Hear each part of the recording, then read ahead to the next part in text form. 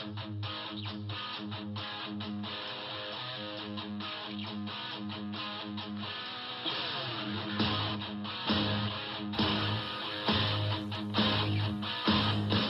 up, everybody, and welcome back to the Two Guys, 1 Week podcast. My name is Tyler Plackey, and I will be your host tonight, and alongside me is my co-host, Alex Smith.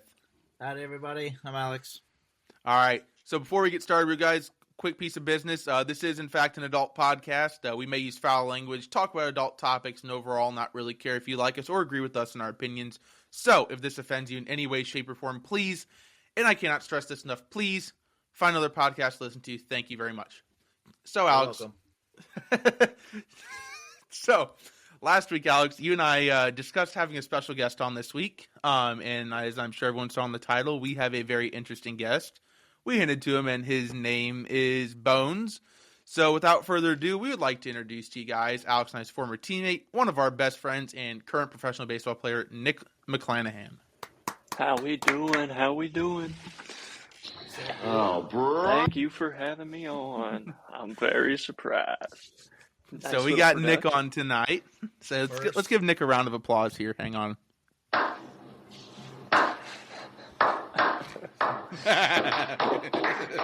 Goodness.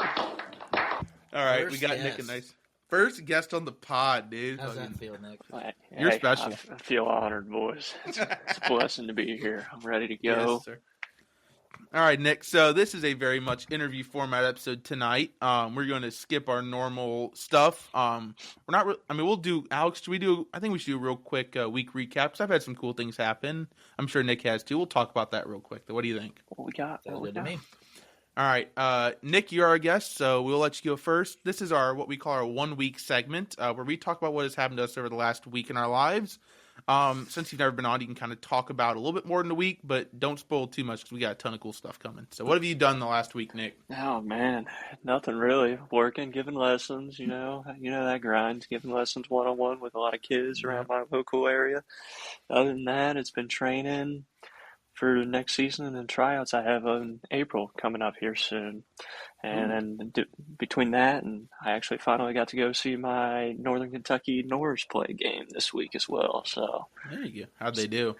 they lost that game, but they won the series. So There we'll you go. take that. We'll take it. All righty. So, for those of you who may have heard, he plays for the Norse, not the horse, not the four-legged animal.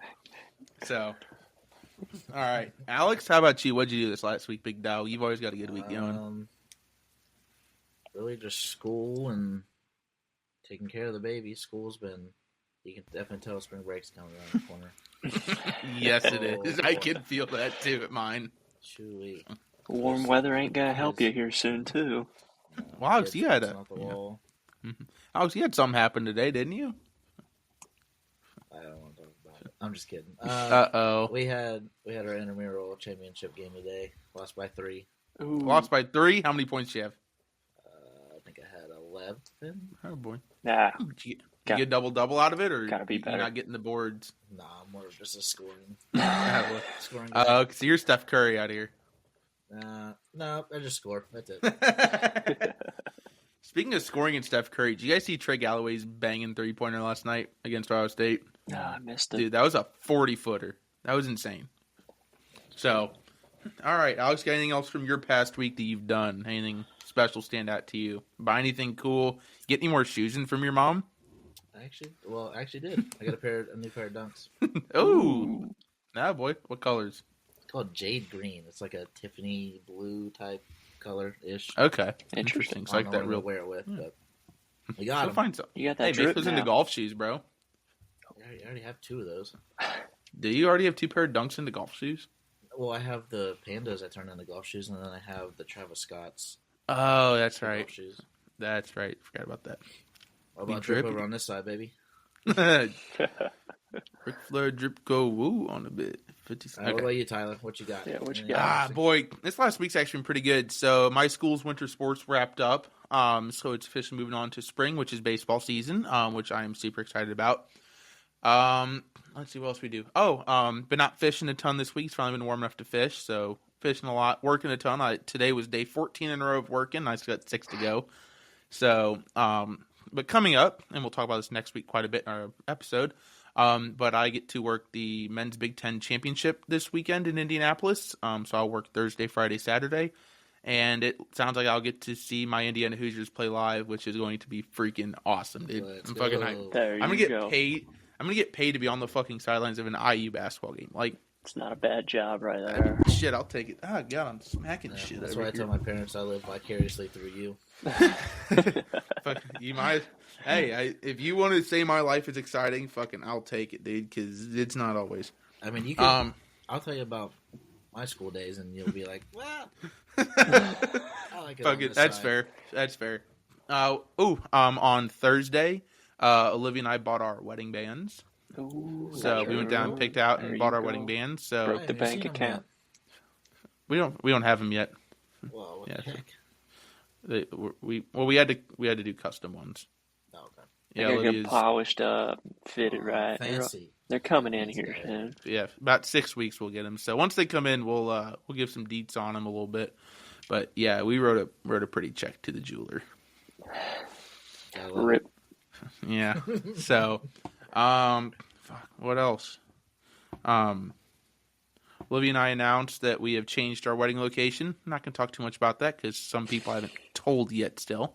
But none of my family listens to this, so it's okay. But Matthew, who may or may not listen to this episode, has not been told yet because he won't give me a call. So, Matt, if I haven't told you yet, dude, fucking call me, please. Come on, Like, Matt. I try to get in contact with you, and you're always busy, so just fucking call me back.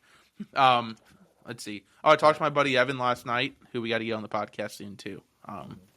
He called me last night, so my buddy Evan works in, what's the, I guess, correct term, scouting and reporting. So he works for the Milwaukee Brewers, and he does, like, analytics and statistics and scouting and stuff for their hitters for the opposing pitchers. So he does some pretty cool shit. So he's out in fucking spring training right now. He looks at scrubs like me. Yes, sir. And we'll talk about that, actually. Tyler, I got something funny for you. All right. Talking about you're going fishing. So Mhm. Tucker has been intrigued since we've gone fishing Yeah, with the pond, like right inside our main entrance. sure. And so when it was like frozen over, he'd be like, "Dad, are the fishies okay?" And I tell him like, "Yeah, they're just down there sleeping." So then as it's gotten warmer and it's thawed out and stuff, he's like, "Dad," like every time we pass, "Dad, the fishies are awake. The fishies are awake." I'm like, "Sure, yeah." You gotta take him fishing now, dude. I know he actually asked me the other day. He's like, "Dad, can we go fishing?" I was like, "It's still a little cold yet, but we'll get out there." Bring him up here. We'll go fishing, bro. Yeah, And- you caught him his Yeah. first fish. Bro, I did. Ooh, there you go. Yeah. I actually caught him. Did I catch him 2 fish? I think I caught him 2, bro. Yeah, because we went back to back, remember? Mhm. Caught him that bass and a little fucking that bluegill right after, You're spoiling them now. Hey. apparently. So, but yeah, that's pretty much been my last week. So let's start getting into our talk with Nick. So obviously this episode is titled "Interviewing a Professional Baseball Player," and that's because Nick is a professional baseball player, and we're going to interview him. So wild how that fucking works, everyone. Wow. Small world. Wow. So Nick, why don't you give us a little background about you? We want you to talk about just a little bit of where you kind of started with baseball. Let's not get too deep into it because we got some good questions coming on that. But let's just talk about, talk about whatever the hell you want. Yeah, Actually, you're if you want to good, start you're talking good. about the giant squid, talk about the giant squid. It's a cool animal. No, you're good. I'll get us started a little bit about All it. right. Started young. I mean, I'll start there. I won't go too deep into the young stuff. I'm sorry. Nothing crazy there. Okay. No, not what I meant by that. Good try, though. Good try, though. When I was Hold up. Wait a minute. good one. Anyways, Oh, brother, this guy stinks! that's good. I love that. Thank you. No, I started at a young age, like always, like any other baseball sport athlete. We start young, playing just for fun. That's what I did. When I got older, high school level, middle school level, 7th, 8th grade, played a little more competitively, and made baseball full time about, I want to say freshman year in high school, maybe 8th grade year. I stunk. There's no other way around it. sat the bench most of the time. That's how it goes. I mean, I had a really good coach, Dave Collins, ex-MLB guy. Ooh. So I got to go with him and learn a lot of stuff about not just baseball, but mental game and life in general, which was actually really nice. I still have notes to this day in a binder that I constantly refer back to, even in pro ball. So, That's cool. yeah. Then in high school, I sucked. Simple as that. Skinny kid that didn't really throw very hard, but worked his way onto the team somehow. Oh boy. Junior year, told I was the 19th man on a 20-man roster. That hit hard for me just because I trained so hard to try to make the team. Like any kid, I mean, it's hard. It's perseverance. You got to keep pushing and driving, but at a young age, you don't necessarily understand that fully yet. Mm-hmm. Parents always supported me and were like, Nick, just keep grinding, and actually turned out to get a opportunity in college baseball in the D3 level where I met you all. So Yeah. I won't Fuck get yeah. into too many of that because I got a feeling you're going to ask me a ton of questions about that. So Yeah. Let's go Grizz, baby. yes, Go sir. fucking Grizz, baby. Yes, sir. So college baseball. So that's very interesting. So I actually didn't know that you didn't play much throughout high school. Oh no, yeah. I never realized that. Because I mean, so Nick and I's story, and then I'll let Alex and Nick tell a story. And so, funny enough, Nick's the reason that Alex and I became friends. But Nick and I met on the second night on campus. We moved in on a Thursday, and we met Friday night at dinner because I was in like a group chat with your roommate, and we ended up playing. You remember what game we played? No, I don't. We were out playing spike ball. Was that it? Really? Yeah, I think we were Holy out playing cow. fucking spike ball out in fucking Dame Mall. That boy, And then you and I just kind of became friends because we were like, oh, you're exercise science, I'm exercise science. You play baseball, I play baseball. And fucking. I remember. And then that it got now. into the. Yep. And then Oh, got into yeah. the fact that you know my uncle. Yeah. Which was fucking hilarious. Small world, man. It's crazy. Fucking small world. So that's how Nick and I met. And then Nick, so we went to Franklin College, as we've talked about. They had something called Grizz on the Town, or FC on the Town, which was like, they had like special promos throughout Franklin, throughout the town that we could like go do stuff for like fucking really cheap or free. And they had one at the local ice cream shop. Was that Ritter's, right? Was that one up at the Ritter's, or was that at the Hoosier Cupboard? I think at Ritter's. I Me think and that's Dylan right. said Hoosier covered. That's We went right. with Nick to Ritter's. So Nick invited me to go to Ritter's. He's like, hey, I'm going with another kid on the baseball team who's a year older to Ritter's. You want to come along? I'm like, yeah, sure, I guess. I need to make friends because I was from St. Louis and didn't fucking know anyone. And it happened to be Alex. And then we all went to Dick's Sporting Goods together, and the rest is history. Dude, you're bringing back so many men. Holy Yeah. cow. It's hard You're to like, believe. damn. Yeah. That's been fucking 7 years. That was back in the Ultima days. Oh, wow. That was back in the Ultima days, dude. The Ultima days were crazy I times. forgot about that, too. Holy cow. That was before the Mazda. Yeah. Wow. Yeah, you're bringing back some crazy memories right now. It's Yeah. hard to That believe is it's been crazy that 7 was years. Mm-hmm. It's crazy that was the first time we all Yeah. hung out. Literally, Yep. yeah. Holy shit. Look where we're at now. Yeah, I Yeah, don't remember so- how we decided that I was driving, but That's a good point. I have no clue. Yeah, because Nick had the nicest car of us. No, I Yeah. didn't. Not at that time. That little CRZ thing he had. CRC, it's had two people, kid. Oh fuck! I had the Saturn at the time. It was a I mean, I coupe. guess I could have drove in the Saturn View. Fucking, Yeah. we would have been big chill in the SUV. We took Alex's Altima. Yeah, I had a maybe I two-seater. had the nicest one at the time. Yeah. Huh? So maybe I had the nicest at the time. Hey, my Saturn View was in great condition. Thank you very much. I love think- the Ultima. I mean, my car was in great condition. We could only just fit two of us. I mean, we could have shoved you in the trunk and I could have drove Dude, I mean, yeah. at the Built- time. Built like a 2x4 then. Still am a little bit.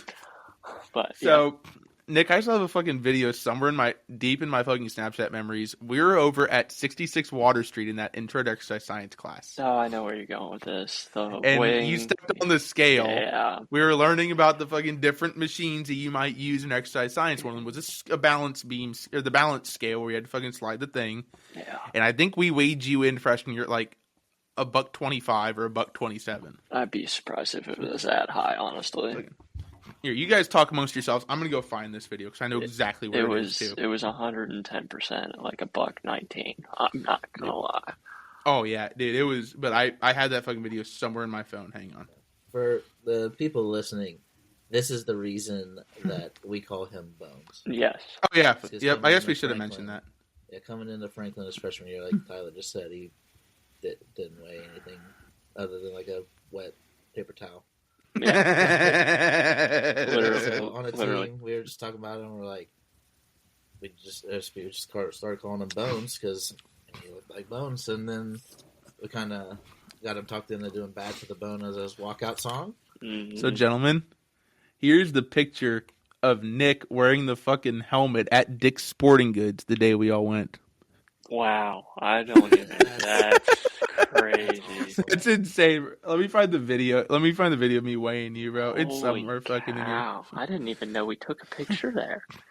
I did because you looked funny. That's So hilarious. that's 2018, right? That's 2018, Yeah. bro. Oh, here's me and 2018 Nick on going a in on a 2019. Mexican date.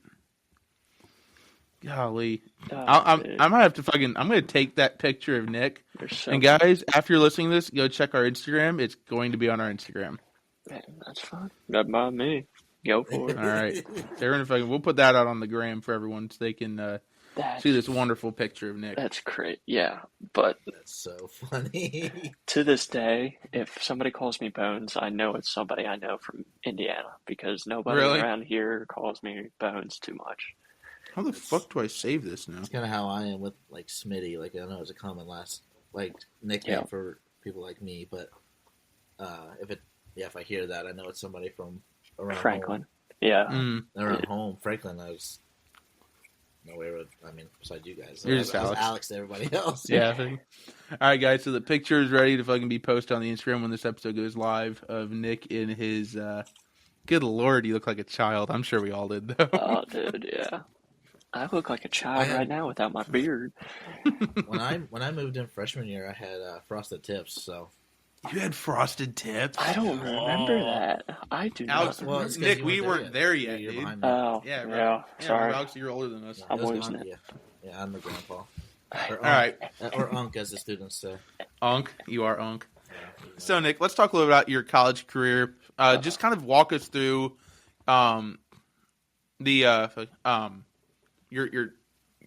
the schools that you've been through and the programs you've been through from high school up until this exact point. Let's just give everyone, what cities you've played in, what schools, etc. Yep, absolutely. So schools wise, my freshman year, 2018 to 19, whatever you want to consider that, I was at Franklin College with you all.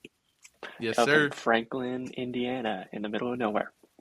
Not as bad as not- Manchester, but Yeah, no, it's not terrible, actually. I actually really like it up there. I do too. But anyways, started out in Franklin College, got in there, weighing a $1.19, then built like a stringing pole.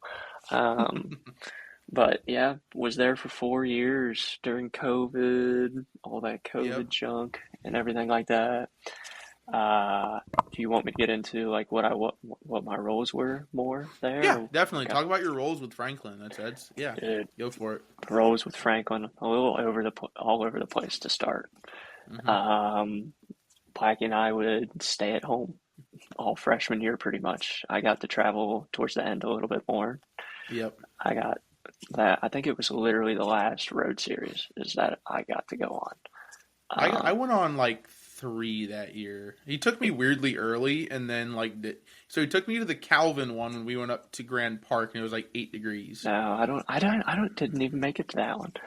Yeah, no. And then I went to Hanover that year, and I think that was all the traveling I did that year. Yeah, that makes sense. That sounds about right, I think. Yeah, and the funny thing is, the one time I traveled, I actually played at NKU's field, the team I would end my college career at.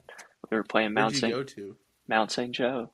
We played at Friendship Field at Northern Kentucky University's field. I pitched 1 inning. That's the other place I went to. I went to what was that school called? St. Thomas or Thomas More. More. I traveled to the fucking Thomas More game as well, Yeah. which was such a random one for him to pick me to go to. But I was like, all right, I'll go to Thomas More. Right next to me and Nick.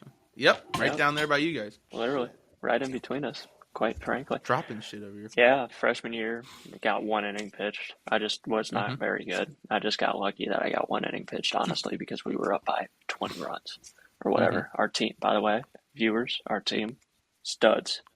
Dude, we were so good my freshman and Alex's freshman year. Yeah, back to back championships in the conference. Made a regional the year before us, right, Alex? Is that right? Yep. Alex's freshman year and our freshman year, we made regionals. Yeah, I think they even went to super regionals. Alex's freshman year. Nope, they went 1 and 2 in regionals because they were out in St. Louis, and I got to watch them play. Got it. Okay. Never made a super regional, as far as I know, for Franklin baseball. I don't think so yet. But then sophomore year was COVID. Blackie and I rooming together. I got coming out of the bullpen. You hated rooming with me. Dude, you can say it now. You fucking hated rooming with me. At the time, it was brutal. But looking back at it, so much fun. Not gonna lie, we had fun. We enjoyed it. I knew you. As soon as you didn't want to room with me junior, I was like, yeah, Nick fucking hated rooming because I've mellowed down and you've kind of toned up a bit too. Yeah, exactly. We've met more in the middle. Yeah, we just kind of flipped a little bit. Yeah, it was just rough timing. But we had our fun times. We both know that. We had some good times that year. Alex knows that a little bit too because you were still around a little bit for that, weren't you? Yeah, came up a few times. You didn't make many trips over, but he made a couple trips over. What room number? We were like 218 or 220. I want to say you're like 219, honestly. Yep, we were that whole hall though. We had a whole hall of baseball guys. Baseball players. Yep. Was it freshman or your guys' freshman or sophomore year with the Bones? I want to go home. That was sophomore year. Sophomore year. Yeah. Okay, so quick story time. So it's my sophomore year in college. We were at a get together, and I was consuming liquids, and I consumed a couple too many, and was sitting on my buddy's couch in said house, and was probably very much slurring. I want to go home. Yeah, that's about right. At about fucking 11:45 at night. I didn't even make it to midnight that night. Yeah, I got to ask where Bones is. I said, I don't know. You guys were over my shit that night. But hey, to my credit, I got up, walked down a flight of stairs, across the whole freaking campus, up a flight of stairs, and climbed up into our freaking skyscraper beds under my own power. No help. You did. You 100%. And I climbed back down, puked in the trash can, and climbed right back up. I completely forgot about. I remember that now that you. Oh, dude. Yep. Because I'd go to bed at like 9 p.m. every single night, man. I was not a late guy. Unless you're up singing at 1:30 in the morning. Yeah, that happens. Yeah. And I don't have a good singing voice, that's for sure. Dude, you would sing like the fucking Lion King. I have all the videos of those. Oh, yeah. Dude, that night was crazy. Sophomore year college. Sophomore year, pitched a little, came out of the bullpen. I think I got like 13 innings pitched before we shut down. Yep. I did not great, not terrible. Wasn't doing anything crazy. I still threw submarine. Nope. That's what I was raising my hand for. That was over that summer. Was the summer that you changed? Is that when I? Oh, that is. You changed, because you came back and you had the velo. You were throwing velo finally. I forgot about that, by the way. I remember throwing velo in Powerhouse. Yeah, exactly. He started going over the top, and we're like, "Is he throwing 85 right now?" Yeah, Bones started throwing like 86, 87. He was throwing like 78 the year before, and then all of a sudden throwing 87 with moving. We're like, what the fuck? Yeah. So just to give you guys a preference, everybody that's listening, freshman year, I came in as a submarine pitcher, topping 77, if that. Yep. So, and then one time I just wasn't playing. I was bored. Man, we were indoors, what's known as Powerhouse up in Franklin, Indiana. And I think honestly, you two, Placky and Smitty and Elmo said, throw some over the top. I'm curious. I think so. I think that's how that worked. And I did. And Elmo was back there with a gun. And I threw. Mind. Huh? He lost his mind. Yeah, dude, he loved that radar gun. He loved that thing. Dude, I threw child. one pitch, and he goes 84. I was like, huh? What? And then Coach Marshall saw it, our head coach then, and who is still a head coach, winningest coach up there. He goes, "Yeah, you're never throwing a submarine again." Yep. My And dumb then- butt that I threw a Yep. bullpen. It was like a bullpen Wednesday, and he goes, "Hey, you're throwing live next time, which is tomorrow." I go, "Sure," not There caring you about go. how my arm feels. Yep. Next day, I threw 80 because my arm was dead. Yeah. And then sophomore year came in with that new arm angle, sidearm, 3/4, more 3/4 still. Yeah. Still trying to figure out everything movement wise. Didn't throw very great because of that. Just didn't have timing down. Then junior year, back from COVID. You were chucking. Yeah, I can thank that to summer ball and weightlifting a little bit. I'm not Yeah. gonna lie. COVID helped me out a little bit. I was in the weight room and out in Oklahoma during the time because that's when I lived out in Oklahoma. Yep. So weightlifting four times a week, maybe 5, and then long tossed 3 times a week. There you go. It worked for me. I don't know why. And eventually got into like a college summer league when COVID was all cleared out back in Indiana.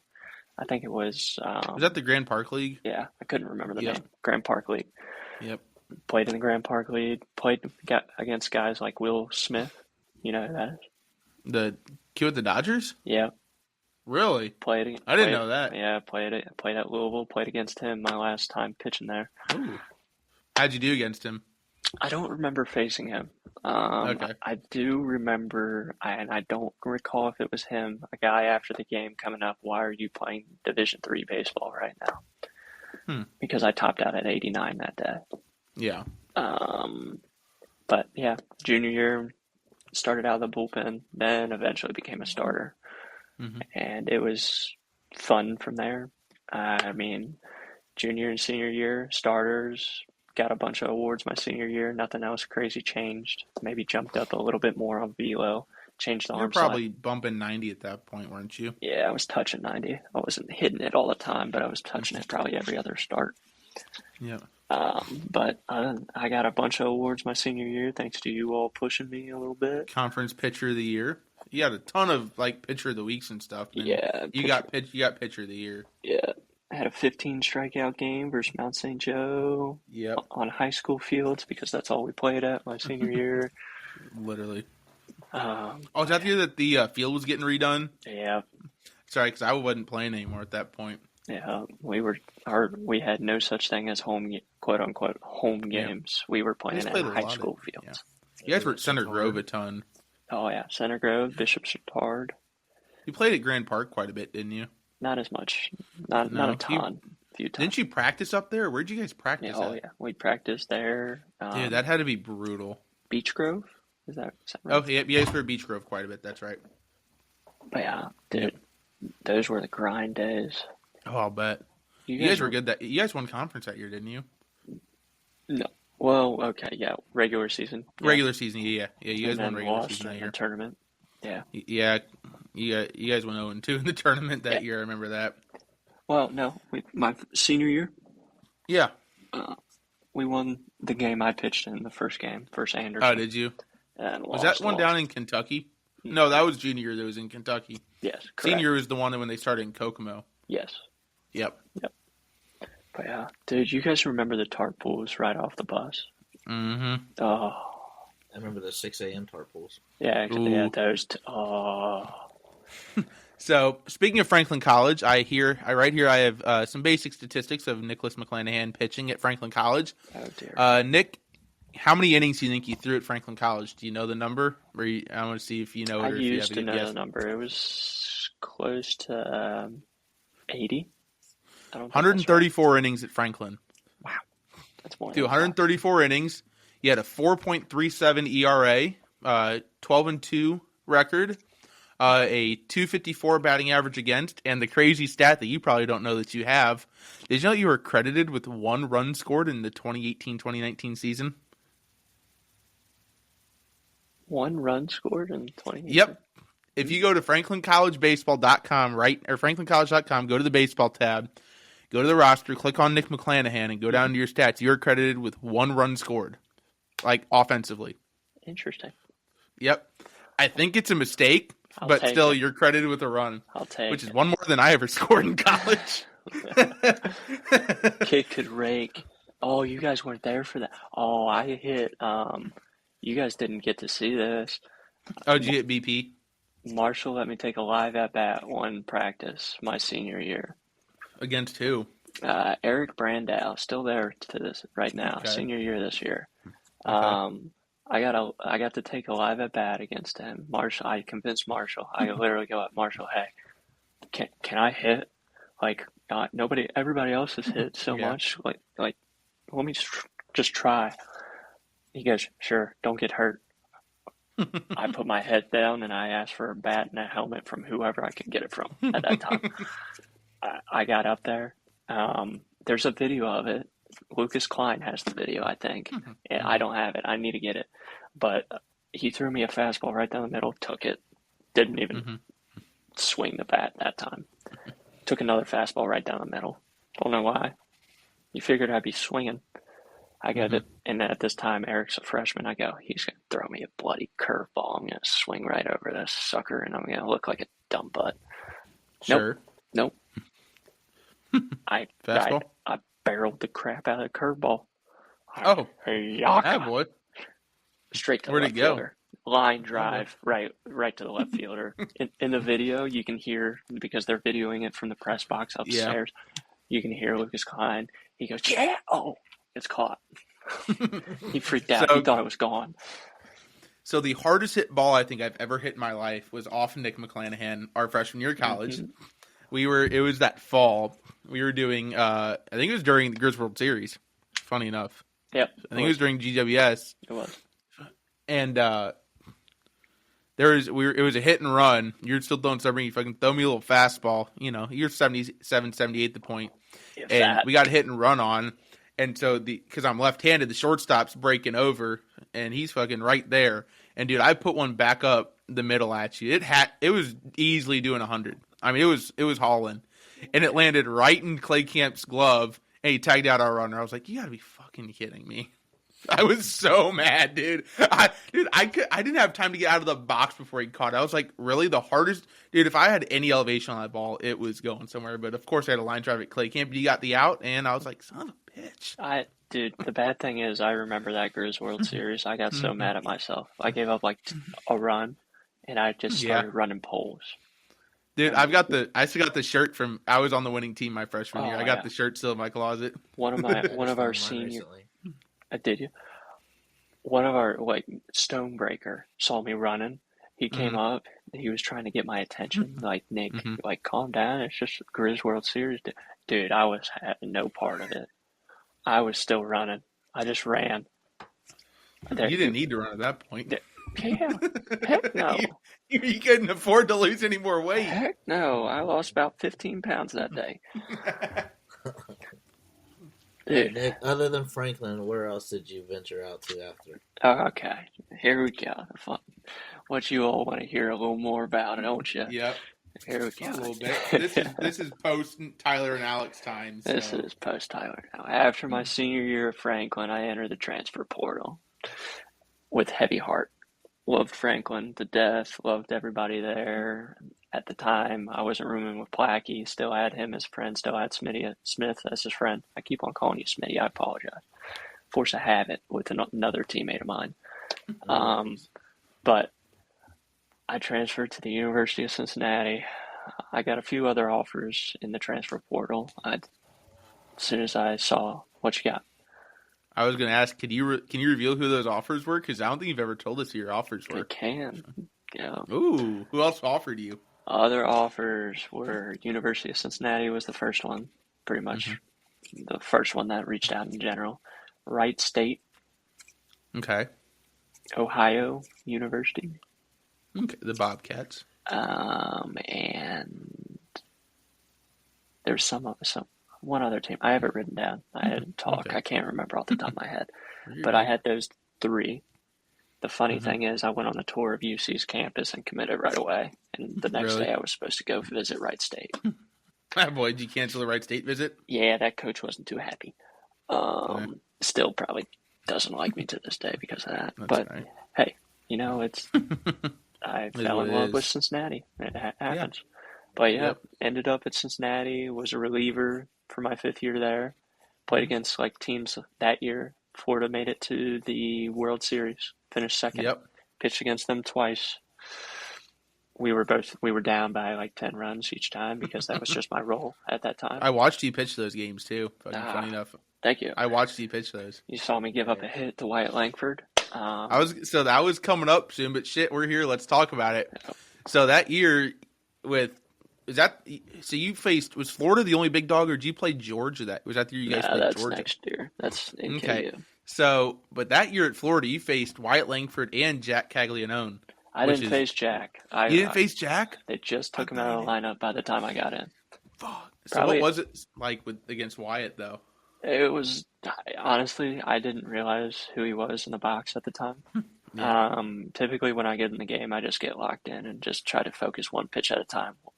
Guys, when I tell you you play a higher level baseball, it's literally, you got to focus one pitch at a time. You can't really focus next batter sometimes. That's just what's helped me. Dude, I faced him. I think I walked the guy before, maybe. Gave up a hit to him. He ends up scoring a run. He stays at first. And I had him picked off at first base. Threw it into the outfield. Oh. A classic Nick move. Classic. But it was fun. We'll have to find the footage of that. I bet we can find that footage somewhere. Oh, it's on wheels. It's on wheels. Don't worry. I got a good one. Who out of us two, who went and saw you in person? Alrighty now. Hold on here. I was in graduate school, and you lived spitting distance from the fucking stadium. This is bullshit. That's true. He did come and see me. I texted him before the game too. It was when they were playing IU. I said, "Hey, you get a throw today?" He goes, "I don't know, man, maybe." So I was going anyways because my dad's a big IU guy. So and they were in our backyard. So I went and I seen him go in the bullpen. I was like, "Holy shit!" I have those pictures too of when I was sitting behind the dugout after he pitched. Do you? You Do remember you that? actually?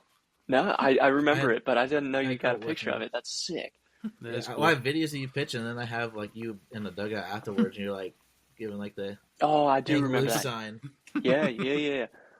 No, I remember that absolutely. Because I remember the text. I was sitting in my locker room, and because they feed you galore there. Another benefit of Good. Division I ball, they get you like Trop smoothie before the game. I was slurping on that because I needed to gain weight, and I was still lifting a ton there. Weightlifting changed completely. It is, for the viewers that don't know, in Division III weightlifting, on your own, pretty much. Yeah. There's no strength coach, there's no weight coach, there's no XYZ. It is you, your teammates, maybe an assistant coach. Maybe. So you got to motivate yourself. But at University of Cincinnati, they have weight coaches, higher level of baseball, they have weight training. I have never been that sore in my life that whole year. So, I died, dude. There was times after a lift, I'd just lay on the baseball field for 30 minutes. That'd be nice. We ran outside when it was snowing. We were doing like a whole agility speed training out there. Anyways, back to what you were talking about. IU. Yeah, dude, that was sick. That was my first time pitching in I want to say a month or two because I had a rough stretch there. I sat the bench for a month and a half, pretty much. Had 16 total innings pitched. Yep, I was getting to that in a minute after you're done. Yeah. IU came, I pitched. I'm happy you got to see that because not too many people got to see me pitch at UC. So, thank you. I don't mean to sound sappy, but it was so cool. Was it? Because it was one of your best friends playing Division I. That's what you want for him. I was like, oh yeah, dude. I was like, oh, this is sick. So I got all the videos, and I remember going behind the dugout. I'm like, Nick. That's sick. I really appreciate that. No, I appreciate you sharing that. That's awesome. I enjoyed seeing you guys there. I'm sad I didn't get much time to talk to you after the game. Sometimes those games run forever, No dude. kidding. But College yeah, baseball's a different animal when it comes to game time. yeah, big time. Dude, those Franklin Saturday doubleheaders though. If I can get out to the field at 9 a.m. So get to so let's paint the quick picture. So breakfast was 9:15. If it was a 12 o'clock start, breakfast was 9:15. That means you had to be in the locker. That means you're at breakfast, sitting down with your hat off on the table at 9 a.m. ready to fucking go, dressed in your uniform, minus your jersey. You had your your undershirt on, but your jersey's ready to go elsewhere. Which means you're in the locker room typically by about 8:15 that morning, 8:30. So you get done with breakfast at 9:45, clear out, go to the fucking field. First pitch is at noon, plays till about 3:15. Second game starts about 3:45-ish. Get done about 7:45 to 8 o'clock. Clean up field work. By the time you get back to the locker room, get dinner, it's about 9 o'clock. That was a Saturday. So, and the only thing holding you over were the cookies from the lunch boxes. The Saga ham sandwiches were fucking brutal. No, Fruit for runs. Fruit for runs. I forgot about fruit for runs. I forgot about that. Oh, fuck.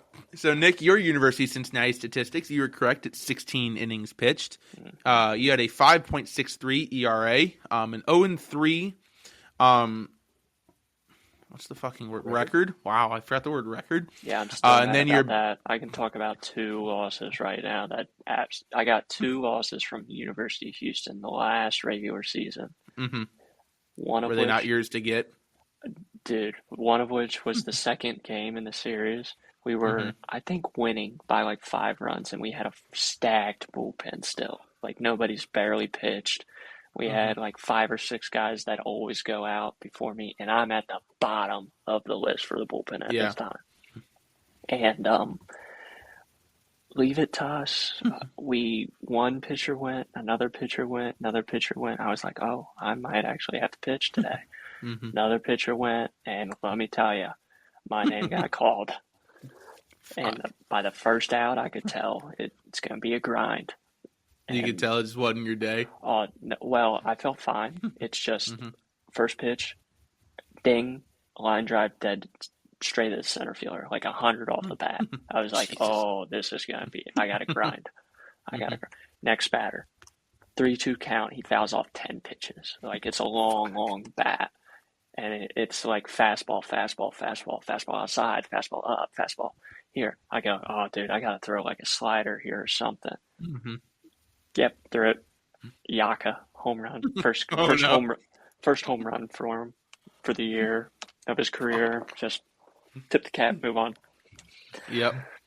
And then the next day, I come out of the bullpen, pitch like 2 1/3 innings, if not 3 innings, and I just got tired. I wanted to try to get the last out. 2 2/3. That's what it was, because I had 2 outs and I got pulled after walking, giving up a base hit and walking 2. And reliever comes in, does its job, get a ground ball. Third baseman doesn't throw it across. He like shuffles, thinks about tagging third, throws it across, runner safe. We lose. I get another loss. Damn. So you got fucked on 2 losses. Yeah, the other one 100% was on me. That was University of Miami, Ohio. That one was brutal. So your batting average against that year was a 288. So I didn't know that. That's pretty good. That's a pretty good batting average against. So now we got to move on to the infamous 6th year of college baseball. Yeah, we can thank COVID for that one. COVID / barely playing freshman year. Yep, kind of a redshirt year off freshman year. Yeah. So, another year. Entered the transfer portal after UC. Was like, I still want to play. I didn't think pro ball would reach out or anything like that, so I was like, I'm gonna give it another shot in the portal, see what I can get. And NKU reached out. Honestly, I don't know if you guys know this. I was thinking I was going back to Franklin. You told me that. Yep, you fucking told me. Yep, you fucking told me that you were gonna go back to Franklin, and you were you told me you were like really depressed about it or something. Yeah, dude, I was like dead set for Franklin. Like talking to my old roommate and my Tyson and Jackson. Like, okay, I'm moving in again, guys. Blah blah blah blah blah. And then I put my name in the portal to like start that process, thinking no D1 would reach out to me after the year I had. I was wrong. NKU. NKU reached out. I love them. Anyone else? Yes, but they didn't really take me serious, so I'm not gonna share it. Okay, that's fine. I'll tell you guys. Tell us off air. Yeah, I will. Okay, that's fine. All right. They didn't really take me serious on the phone call, so I didn't want I to got pursue you. that. But yeah, entered the transfer portal, talked to them. They saw me the year before pitching when UC saw me, and they go, "Yeah, we're not gonna get him. UC is gonna get him." So they didn't offer me anything. Didn't even try to go after me that year. So Connor Walsh, ex-pitching coach now for NKU, he's not there anymore. Wasn't there last year either. He recruited me. Loved it. They offered me something like a scholarship and everything, and I was not expecting that, and I had to take it. And the reason, like I said, you said I was all depressed because I knew I was breaking a lot of friendships up with Franklin. You did lose a couple friends out of that, I remember. Yep, big time.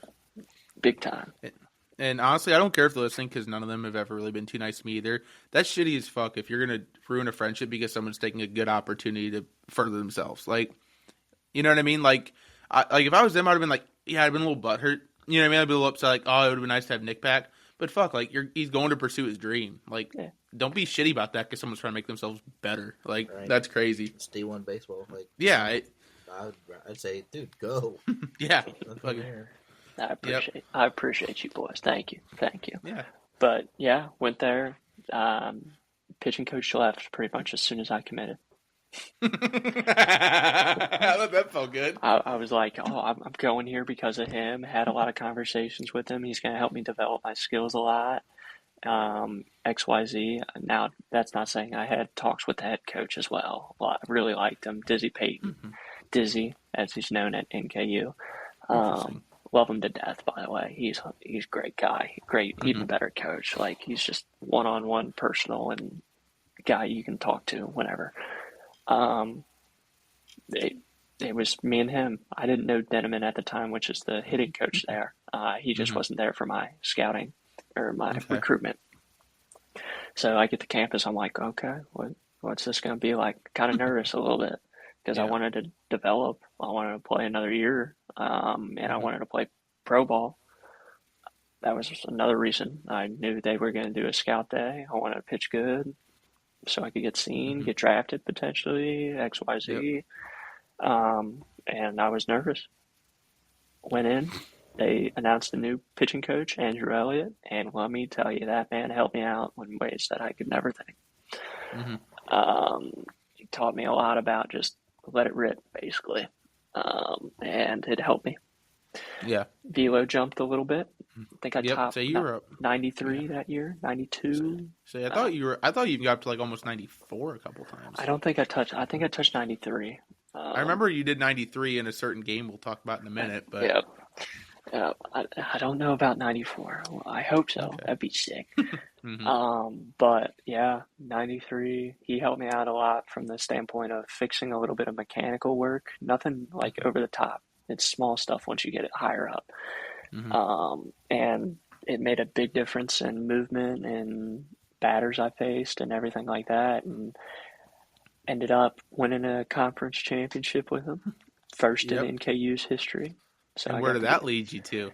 Led us to NCAA World Series Regional. First University of Tennessee, who ended up winning that year. So quick story, quick things to talk about real quick before I know we're going to get into Nick's whole experience with Tennessee because that's a big one that you guys are going to fucking love. But you pitched against 3 SEC programs that year and absolutely shut down every one of them. You pitched against Georgia and pitched really good. You faced Charlie Condon, who was the number 2 pick in the draft, right? Was he number 2 that year? 2. Yep, 2 or 3. He was a fucking top 3 pick. And what'd you do again? How did he do against you? He technically 0 for 1. First one was a sac fly, I believe. Okay. Then the next one was a line drive fly out to right field as well. So 0 for 2, 0 for 1, depending on how they rolled it. I forget how they rolled it. I think 0 for 1 because sac fly is not considered a at bat Yeah, I can't remember if they ruled it as a sack play or what it was exactly because Yep. he was my first batter I faced out of the bullpen. Okay. Ooh, Oh, nice. Welcome to the fucking league. Yeah, literally. So you faced Georgia that year. Then you went over into my home state of Missouri and faced the University of Missouri. And fucking, you pitched twice against them, didn't you? I did. One time I So you was did. so sore, but yes. Oh, I'm sure. But you pitched pretty good against them. And then your third one, and I need to get on and find the fucking old hype video that you posted after college. And I'll retweet that onto our Twitter. So guys, check out our Twitter, TGOW podcast, or TGOWpod, sorry, on Twitter, /X. And then you faced the University of Tennessee in an NCAA regional at UT Knoxville. I did. It did. And holy shit, guys. Dude, Nick was... Dude, okay, honest question. Mm-hmm. Did you take smelling salts before you would go out to pitch when you were there? Nope. Dude, you were on a different fucking level for that game. People, the funny thing is, when you say different level, Mm-hmm. I got it into a routine last year, pretty much. Like third, fourth inning, I knew I'd go in after Tanner pretty much almost every time, unless he was rolling. So I'd start going through my routine third or fourth inning. And when people saw me put some, like, started to get in my routine and everything, they'd stop talking to me. They knew not to talk to me just because it was I don't know why. It was just something that clicked that year for me, last year for me. And at University of Tennessee, that third or fourth inning came by, and it was just like everything slowed down even more for me. So nobody talked to me. I was able to get into my comfort zone, and I just kind of rode the wave, as I like to say sometimes. So, Alex, did you watch the game when he pitched against Tennessee? I can tell you exactly where I was at. I was at my softball game. We were in between games. Were you?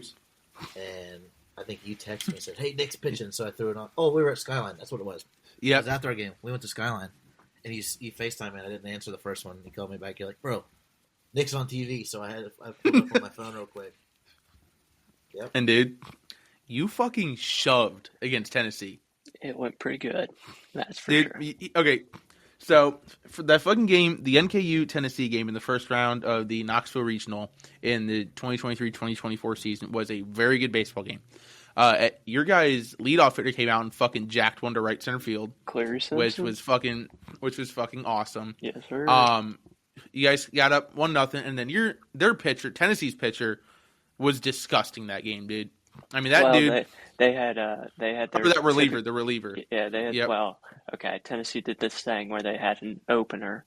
Yeah. We knew this, and then we knew who was coming in after, and we knew he was going to be disgusting. So, Yeah. Cressy. Yep. I'm not saying he didn't throw very hard. He never touched higher than like 87, 88, which I mean for Division I is like a decent fastball. I think he hit 92. Did he? I didn't think he fucking got up that high. I could be wrong. But I'm not gonna lie, didn't pay attention. But bro, he had a pitch that went every direction. Do you remember that, Alex? I just remember being hyped about Nick. Dude. So I watched Nick come in, and first off, I'll find the video somewhere. For some fucking reason, the announcers of the regional baseball game absolutely fucking torched Nick for like 90 straight seconds. Yep. I mean, dude, they talked about you blowing away in the wind, not being able to see you if you stood sideways. Like, they torched you. Yep. And I'm sitting there, I'm like, what do you say fuck Nick for? Nick didn't do shit. Dude, you fucking shoved. I mean, you look at Christian Moore, dude's tearing it up right now throughout the minor leagues and in spring training. You struck him out, didn't you? Yes. Yep. I did. Yep. So you pitched really well against Tennessee. I struck out 7 guys in 3 2/3 innings with 1 hit, 1 earned run, and the 1 hit was a two home run, walks. wasn't it? Yeah, that's what I thought. Earned run. And apparently, I didn't fact check this. One of my teammates told me this after the game or the next day, because everybody was kind of like, "Holy cow, Nick, what did you just do?" He goes, "Nick, do you realize what you just did?" I go, "No, what? What do you mean? I just pitched against Tennessee." Like, yeah, that's sick. Because I was mellow. I never got excited for anything that year. I was complete opposite at Franklin. I got excited for anything. Mhm. I go, yeah, I know I pitched really good type deal. And he goes, no, Nick, apparently, like, you're one of two relievers to get 5 or more strikeouts against this team last year. Mm-hmm. Yeah, that Tennessee team last year was just as good as the LSU team from the year before, and that LSU team was fucking stupid good. Mm-hmm. That Tennessee team last year was disgusting. Tennessee team this year's hitting home runs. They're about to break the record. They're on They're on track. pace for the Grand Slams. Yeah. Yep. But yeah, dude. So NKU stats: 31 in the third innings pitched. Funny enough, an 8.10 ERA with NKU. ERA made a jump there. A 1-3 record and a 3.12 batting average against. So funny enough, not your greatest stats, but probably your best between your two fucking years of Division I. By far your better year, even though your stats weren't as good, quote unquote. Your overall year was a better year. Yeah. Overall career, you had like 180 140, 150, 183 innings in the third innings pitched. Averaged like probably a 5.5 ERA, 5 ERA. And you were 13-8 in your career. So pretty good, pretty What nice you year. have for ERA for NKU? 8.10. Okay. They didn't update that. Oh, they didn't? Is it better than that? 6.88. 6.88. Okay, see that's the one that I found on NK's website. So Nah. 6.88. I'll let you know a little secret about NKU website. Okay. They are terrible at updating stuff. I love them to death and everything, but their updating skills for stuff is terrible. Okay. Baseballreference.com, Nick McClanahan. I got you. Okay. 6.88 ERA. Okay. 52.1 innings pitched. Oh wow, you threw a lot more innings than I thought. I thought 33 was low for that year. Yeah, they 1.5 whip, which is not good. It's decent, not great. Yeah. 12.2 strikeouts per 9. That's pretty good. That's pretty good. That's nice. It doesn't give me batting average against, so I apologize, viewers. That's all right. God, no. Dang it. Yeah. Let him look up my baseball. Oh, brother, this guy stinks! But yeah, like you said, it wasn't necessarily like a crazy stat line, right? I think the craziest stat I had that year were my strikeouts, just because your being a strikeouts were reliever. Yep. But walks killed me, man. Don't walk people, guys. I still try to preach that to myself, but that's what's killed me in my pro career. That's what killed me in the past few years. Yeah. We're going to get into that. I'm going to let you guys meander for a second. I'm going to run to the bathroom. So you guys talk amongst yourselves, kids. Look at this guy. He's got an elderly bladder. Yeah, you got an old man. I'm the oldest one, but I swear he's 57. All right, I have a question. Just because, obviously, like, we all three did it, but I just want to get your take on it. What was the jump like from high school to college for you? Yeah, I jumped from high school to college. It was kind of shocking, a little bit to me, just because I was like, I know these guys are going to be pretty good. I mean, everybody hears about it. I don't think they hear about it too much now because of social media, and they can see, like, holy cow, these guys are huge, XYZ. But it shocked me for the first week. Then I was like, okay, I can do this. I just have to put my head down and fix XYZ, right? Get in that weight room, gain weight, fix my terrible mechanics that year. But it wasn't terrible. Now, the jump from D3 to D1, that one shocked me a little bit. Just because I tried to do too much. And that's what I actually, if I would go back and try to tell myself anything, stop overthinking. Because, yes, it is different competition. I'm not saying that. But, like, don't give hitters credit for anything. Hitting baseball's hard. Yeah, Charlie Condon's good, but he's still going to, strike out. He's still going to get out 6 to 10 times. Like, he's not fucking perfect. Yeah, guys. What you got? So like, I'll get Tyler's input on it too. But so like, for me, high school to college, like high school, not trying to toot my own horn, so don't get me on that. But like, I was a 4-year starter, and high school. I was like, the guy Oh. from stop, don't do it.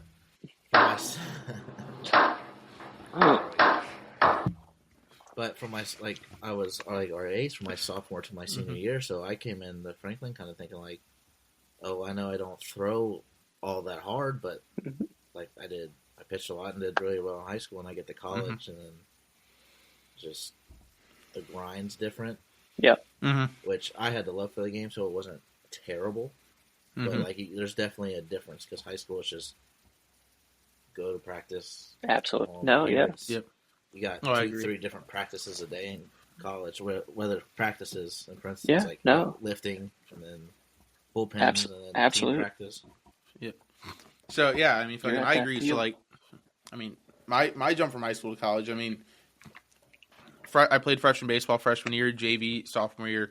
Start off JV junior year, end up at varsity, was varsity starter junior year, and then fucking senior year, start off as a varsity starter, and then politics came into play, and I didn't fucking start, and that's fine.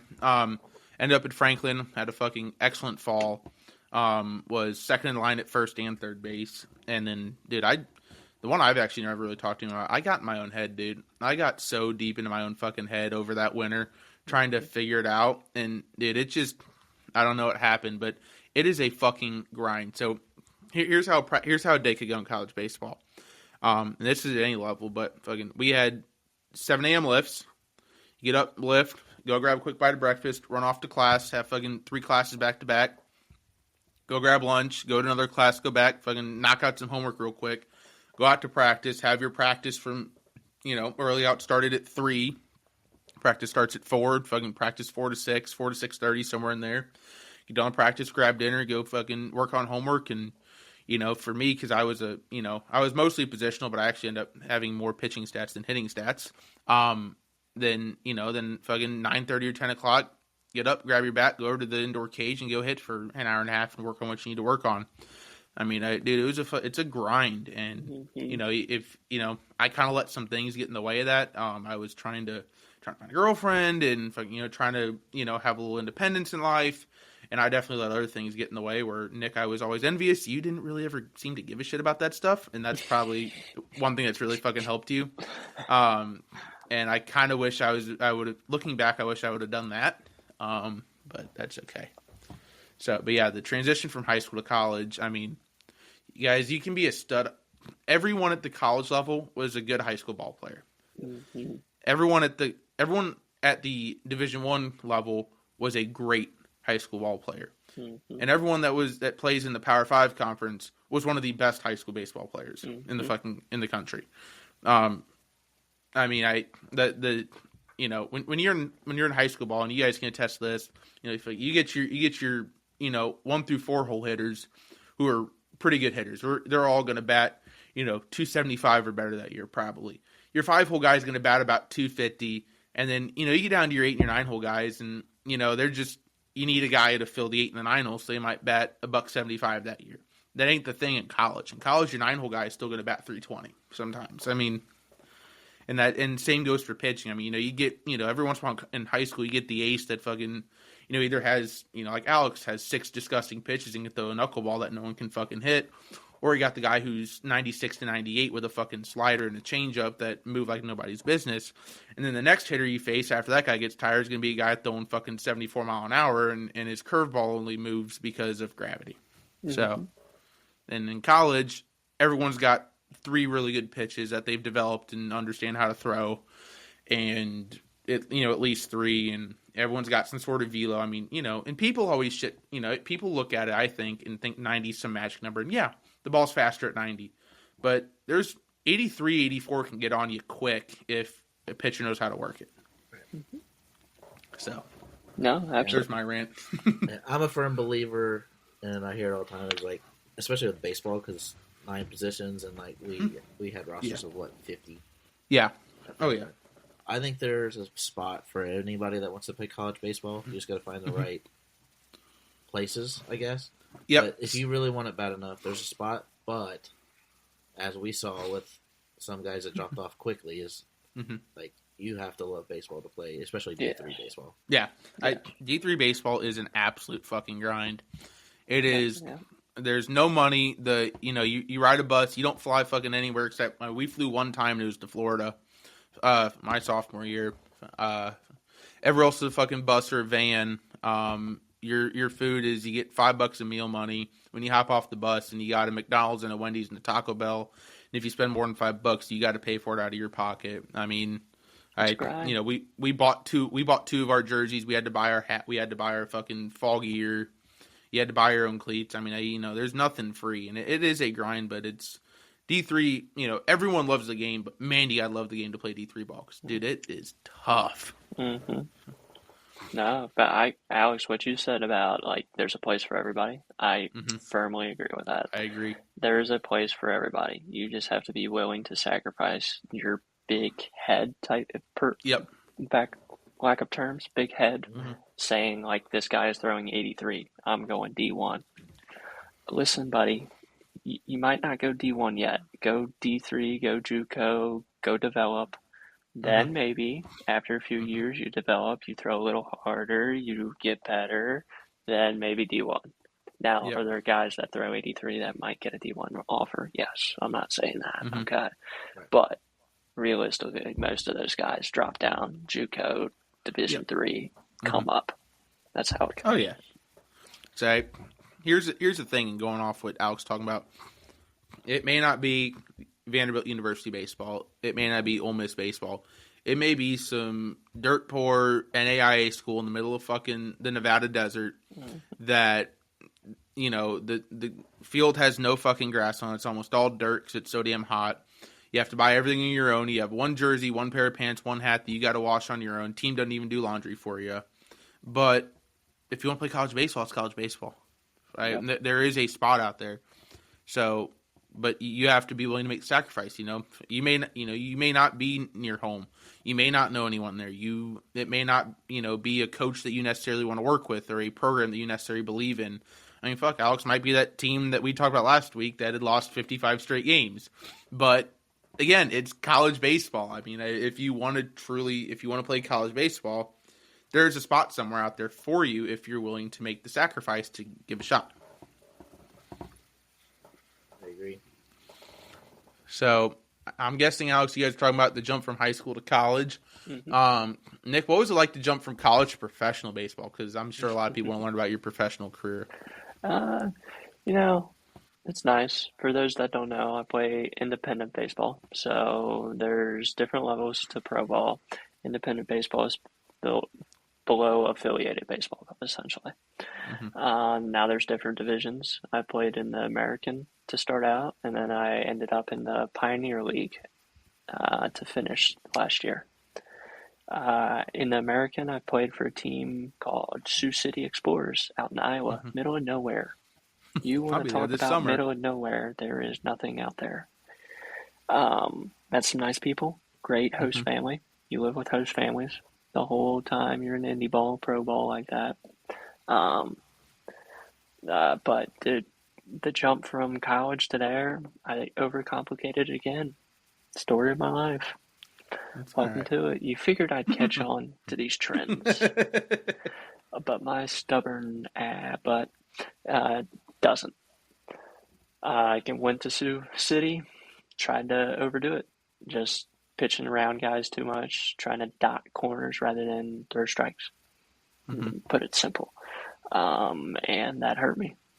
Got 4 appearances, walked gazillion because it was stupid of me. Had 2 appearances that were fine, 2 appearances that were just bad. Got released. It hurt, but it honestly helped me out. I learned. I was like, Nick, stop. You gotta quit overcomplicating it. Just go out there and pitch. Simple as that. For that type of jump, you know how to pitch. You played Division I baseball now. You played the best of the best. At the time, I didn't know who got drafted, but all of Tennessee's lineup got drafted pretty much. I pitched fine against them. I pitched fine against Georgia. I pitched fine against Mizzou. I pitched fine against Florida 2 years ago. I pitched fine against guys in D3 that got drafted. So I that Trent Youngblood kid. Yes, exactly. Overcomplicated it. Went out to Colorado Springs to play in the Pioneer League, and started out hot. Mhm. Pitched great. Didn't give up a run for my first like 3 or 4 appearances. Pitched fine. But then just time caught up, got tired. It was a long season for me. Most I pitched, when I say most I pitched, it's not the most innings. When you're in the bullpen, you get up, you warm up a lot, and then you have to sit back down type deal, Yep. and you might not pitch that day. I did that a lot, Oh, I'm sure. and that caught up with me. And I just got tired, got released with 10 games left. So now, looking for the next pro ball opportunity. There you go. Pro Ball Scouts, reach out. Yes, please. Nick, whatever. How you can plug your contact info here. How can they reach out to you real quick? Check me Social out medias. Yeah, just check me out on social medias, Twitter, Nick McClanahan, Instagram, Nick McClanahan13. Just shoot me a There you go. DM. Let's talk. Yeah. Trying out for Frontier League coming up here soon, so we'll see how that goes. There you go. Is it the team? No, it's overall. Overall, I wish I had a team reach out to me a few weeks ago, and they just told me to stick to this tryout. So Yeah. I'm gonna stick to it, see how it goes. If I get taken, and it's basically like spring training again. Mhm. Tryouts part 2, as I like to Yep. say it in my head. But I we'll was see. hoping you were gonna try out for the team close to us. I tried. I sent them emails and everything. Haven't heard anything. Interesting. Haven't. You're better off without them. Disappointing. Nah. So Alright. here's one that I had for Nick.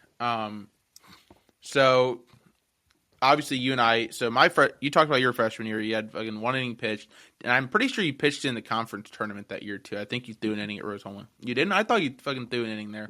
I played the bench. I sat the bench. So I had my only 3 college at bats that year. At the greatest times, always at the end of games when we were either up a ton or down a ton, and it was pitch black and we're trying to get the night over, so you can't see the fucking pitch. Literally. So I didn't do great about this. But Nick, how did you stay motivated moving into sophomore year? Over that summer going back home to Oklahoma. How did you stay motivated to get better? Because when you came back sophomore year, you were different than you were freshman year. What did you do there? Man, good question. Let me start out with saying it's tough. Mhm. Baseball's tough. When they say it's 90% mental, it's not just on the field, it's off the field too. Right? 90% mental from the standpoint you got to motivate yourself sometimes to go lift, to go throw and push yourself during that throwing experience. But you have to have your why. A lot of coaches preach that in Division One. Like, what's your why for why you're showing up to this field? What's your why for why you're here and playing baseball? X, Y, Z. And I think I knew that at a young age. My why is because my parents, because my family. I wanted to represent them at a high stage, and I still want to represent them at a higher stage. And they support me, and they support my dream and everything like that. And I wanted to go show them that I appreciate it. And my way of appreciating that is pushing myself each and every day to better my skills, better my craft, so I can become the pitcher I know I can be and want to be eventually. And that kind of clicked in sophomore year. I was like, okay, Nick, you're not good. I sat down and I literally said, Nick, you're not good. Bottom line, I wasn't. I have to develop. I gotta figure some stuff out. And it just clicked. I took off. I wouldn't say I made a huge jump, but it was like incremental. And that's how it goes. It's still the same thing's true right now. Like, I got a setback 3 months ago now. I broke my finger. My pitching finger, and I was just at like a really high, like I felt really good about to sign up for some stuff and tryouts, and shut down for a month and a half, 2 months basically because of this. It was, still can't close my hand all the way. Like, it's ridiculous. But then I sat down and I was like, Nick, I still want to do this. I still want to push, still want to drive, still want to make it to affiliated baseball. And it's always been that. I have whiteboards throughout my house. I don't think you guys know this. Actually, no, Placky, you didn't see this at all. I would always motivate myself by putting quotes that I read in books, quotes that I read in Instagram feeds, anything like that, that kind of like clicked to me on the board. And I'd write them down every time before a start. I'm not going to talk about what I wrote down on start days for Franklin. Those were bad. I got out of that mentality real quick. But just constantly reminding myself why, basically. Okay. Interesting. I've never thought of it like that. I don't think I ever had a coach ask me, "What's your why?" I feel like that would have impacted me a lot. That's an interesting one, and it's something, working in the sports medicine field myself. That'd be an interesting one that I can start asking kids, and obviously in situations it applies. But no one ever asked me that, and when you said that, I started sitting here thinking, I kind of, no offense, fucking tuned you out for a second. I was like, what was my why? And I sat here and thought about it for a minute. That was very interesting. No, it's tough. I mean, it's not like it takes you a second sometimes, and it took me. Like, I'm not going to sit here and say like I knew it right away. No, it when I was sitting there bashing myself, because you guys know I bash myself on the mound. I bash myself, which do not do. I'm trying to break that habit. It's getting better. It's still not great. But like, just sitting down and writing that stuff out. Like, I journal now and constantly try to remind myself about that type of stuff. And that's what helped me. Alex, what do you got? I really like just how I like Tyler. I really like the why thing, especially like because of my brother and just like me getting back into coaching. It's great to have that kind of viewpoint, and I really appreciate you sharing that, because with the kids that I'm going to be coaching, and especially like with my brother because he's a freshman now, like that, trying to get him motivated and like get them going. I don't know how to explain it, but because there's a thing now with kids, and I've seen it in teaching and in coaching. It's just sometimes it's not cool to try anymore. No, this is huge. This is my rant for the week. Yep. So many kids. We'll get into yours in a minute, but it's just so many kids like either are scared to fail, and so they act like they don't care, and then they kind of screw around. That way, it's like a buffer.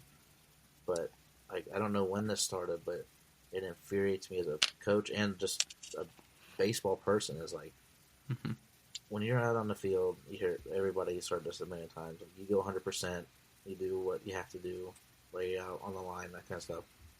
But that having your why is great for like why you should be doing that all the time. And I've learned it now, and it's too late for me. But like doing all the little things. Yeah. And so, like, again, telling my brother, like, if the coach says we need to put pellets because they have a turf field, we need to put pellets somewhere. If baseballs need to be put away, if nets be put somewhere, you go do it. You don't wait for somebody to do it, because coaches see that, and it just kind of it's part of your character. It turns you into. It builds a mentality. Yeah. And 100%. As a freshman, if you do that, everybody else is going to follow. Yeah. Yep. And then that just creates that culture. Yeah. And one big thing that I always stand by, what's fail stand for in your mind? If you spell out fail, FAIL, first attempt in learning, you're going to fail. Right. It's just going to happen. Failure's inevitable in life, inevitable in sports. You're just always going to fail in sports at some point. X, Y. In life, you're going to fail whenever. I mean, I fail all the time and stuff. I'm not going to sit here and say I'm perfect. There's only one person. I'm perfect. Oh, here we go. We've seen your golf game, Nick. Yeah. That's rough. Get ball, nerd. Yeah, golf game's rough. But like, hey, you had a great. Okay, real quick, guys. When we played last year, and we all get together and play again this year. But dude, Nick hit a fucking shot. It was No offense. I think it was the one shot of yours we played all day that day. But it was on the first hole, dude. It was that. Remember that shot? Because we played Alex's drive those to the left on that dogleg right. Mm-hmm. It was off in the fucking rough. And Nick hit a shot that probably went 300 yards in the air and went 150 out. And you stuck it to like 10 foot. We're like, what the fuck? Occasionally a full mountain. Occasionally. I mean, Shit. Alex played with me in that NKU golf outing. I didn't do terrible there. I didn't do great. Sick invite, by the way. Well, okay. Here we go. I was like, here we go again. I'm kidding. To be fair, it was like literally last moment. Like I know. I'm kidding. I'm not crying or anything. My bad. Fucking. So, one of the big ones I was curious about, and I'm going to skip a couple years. I think we've kind of hit a lot of them already. Funny enough, and I don't know if you feel comfortable answering this or not. And if you don't want to answer, that's fine. But of the 3 collegiate teams you played on, which one was your favorite and why? That's a tough one. Let's think. I mean, this is why it's hard, and this is what I'll explain. When you're at a school for 1 year, you're grinding with them, X, Y, Z. You make a lot of friendships, obviously, and the grind at the D1 level is definitely a little bit different than D3. Oh yeah. Actually, I'm not gonna say a little bit. It's a lot. Yeah, you're not. Don't think you're hurting our feelings on this. Trust me, we understand. No, this is my point. Because if people listen to this eventually, I didn't get really close to a lot of guys in my Division I career. Especially at UC, I got close to like one guy, my throwing partner for the year, who was a local guy around here. And I ended up playing with in high school, actually, so small fact there. But, like, same thing at NKU, made actually better friends that year. But the most fun I've ever had was at Franklin, probably. Just because I had... Let's go, Chris! Just because I had guys like you, we would play basketball all the time, like after practice, stuff like that, everything like that. Now NKU is definitely a really close second because I slowly got back into that again to where I would go spend more time with guys outside of the baseball field. At UC, I didn't really do that a ton. I don't know why. It's not that I didn't have buddies. I had buddies, still talk to them to this day and everything, but like I didn't have as many memories as I had at Franklin as I did at UC, XYZ with guys and everything. I have stupid stories about road trips, about bus trips, everything like that. Yeah. But yeah, like moments wise, like year wise, Franklin, 100%. My favorite, like moment wise, NKU probably. I would think. Just winning that conference for the first time for them and then going to that regional. That was fun. Respectable. 100%. Nick, So, out go of ahead. all your time in baseball so far, who's the coolest person you've ever met?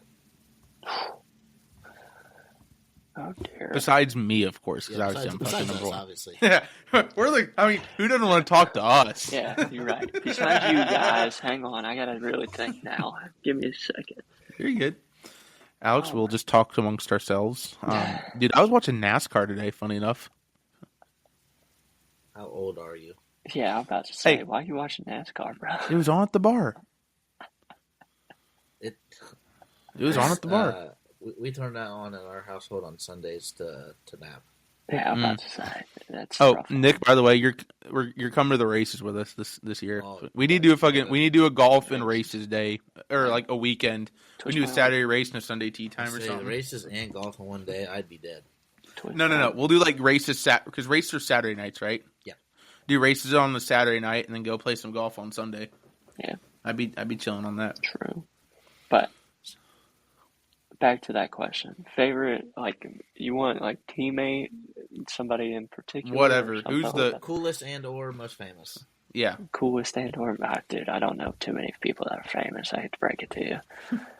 We got like 12 views on here, so. Yeah, bro. Hold on. Let's pull up the statistics here. Now, funny enough, our first episode did a lot better than our second episode, so Yeah, we need to there fix you go. that. No, yeah. But I think this episode's gonna do good. probably one of my favorite guys. I'll do year by year. How about that? Okay. Yep. Franklin. Freshman year. Franklin. Let's go freshman year. Probably meeting you guys. I'll go with you Okay. guys, 100%. Woo! Let's go! We are famous. Oh, we are famous. Okay. Sophomore year. That one's tough. I can't remember a ton because I had Placky as a roommate. Alex, we played basketball Sadly. a lot. No, stop. We played basketball a lot. Yep. I'll go with you guys again. You met Jackson and Tyson that year because you guys were good buddies for a Oh few yeah, years. that's true. Yeah. Yep. I'll say they're starting to make an appearance there. So we'll go that. But I would say that next year probably Jackson Tyson. Jackson Tyson again. Fifth year. We have fifth year now. Yeah, Yep. that's right. Holy cow, years are piling up, dude. You're old. Yeah, I am. That one's tough. I really liked our strength coach that was there. Both of them. Okay. TG ended the year with us. He's a strength coach for the Texas Rangers now. Oh, wow. He's really cool, dude.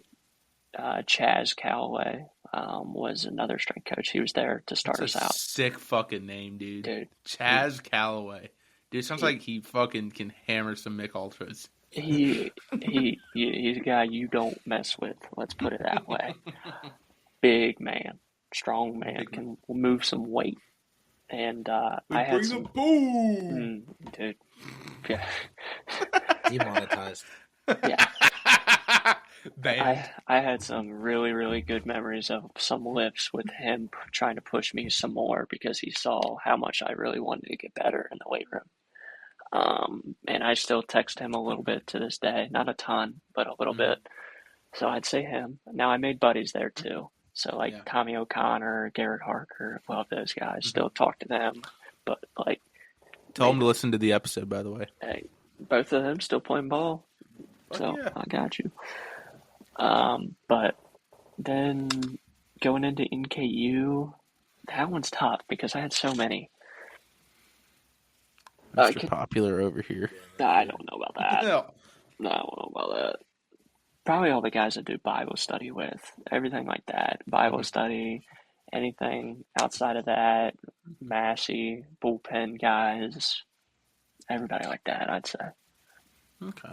Anybody famous? Sorry, guys, I'm boring. I don't need anybody famous. One that you know, and you've known him for a while, so maybe that's. I mean, I don't think you forgot him, but just to put him in there is the guy that we met. Actually, two guys that we met when we went to Great American over the summer. Yep. I can't remember the names. I guarantee you know them, but just great guys. Yeah. Oh, the NKU guys? Yeah. Yeah, absolutely. No, they're part of that too. That's part of the coaching staff, basically, as I like to call it. He coordinates everything for food and makes sure all the guys are well taken care of. Yep, that dude was cool. I'm gonna leave his name out. We don't want to talk about that one too much. Yeah. Don't want to get anyone in trouble here. Yeah, but no, I love him. He's one of the nicest guys you'll ever meet as well. I know you guys didn't have a ton of time to talk to him. He can tell stories all day long about anything and everything. And he was a school teacher, Alex, for quite some time. Hey. So, hey, non-biased. School teachers are the best. Hey. Wrong. Oh, goodness. Wrong. Don't start. So going off of Alex's coolest person, I think I know the answer to this next one, but I'm just gonna fucking take it. And I feel like there could be a couple ones. So maybe we'll break it down by school that you played at. But what were the coolest venues that you played at for each school? Ooh, what was that's fun. your coolest one at Franklin? And you could say play or just like at. Yeah. So. Yeah. Let's see. We'll go Franklin all 4 years. Yep. Probably. No, we want it year by year. John P. McDowell Field. JP McLaunchpad, baby. No, thank you. I love that. Thank you for getting me started, Franklin, but that place flew. Not as much as NKU, though. Dude, that place was a launch pad. Probably UK for Yeah. Franklin, Okay. just because we got to tour the facility a little bit.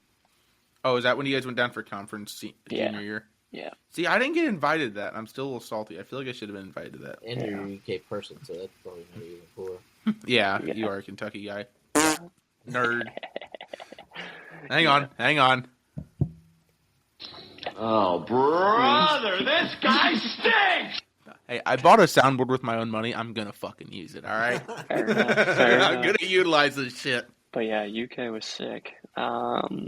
And then going to UC, you get to see a little bit more of like what I got to see at Franklin when we played at UK. So you get to see it behind the scenes of everything because you practice the day before the series at that place. Okay. So like we played at Eastern Carolina, we played at Houston, played at University of Florida. And let me tell you, University of Florida, sick. I'm sure Gainesville was sick. Houston, sick. Eastern Carolina, sick. I heard ECU is pretty fucking dope. They were good as shit that year. They were top 10 for a bit that year, I think. I think they were. I can't remember. They didn't win. They were though. pretty good that year. They didn't win it though. Tulane won it, I think. Oh, Tulane's always good though. But like another place that was sneaky, USF. Southern Florida. Yeah, Southern I could Florida. see that. Are they in Miami? No. Yeah, they're Where are in they like at? St. Pete, Tampa area. Cause Yeah, they're like Tampa. I went to their campus. Yeah. Sick brag, dude. Vacation, baby. But they're When? sick. And then we played at the Phillies A-ball facility for conference in Clearwater. No, That's sick. that was a fun That's time. was that Joker Merchant? Was that the one that we went to when we went to Florida? No. No. That was that the Nationals? No clue. I don't know. No clue. But like I played there, Phillies. It was the Phillies that Okay. was that for UC. And last year,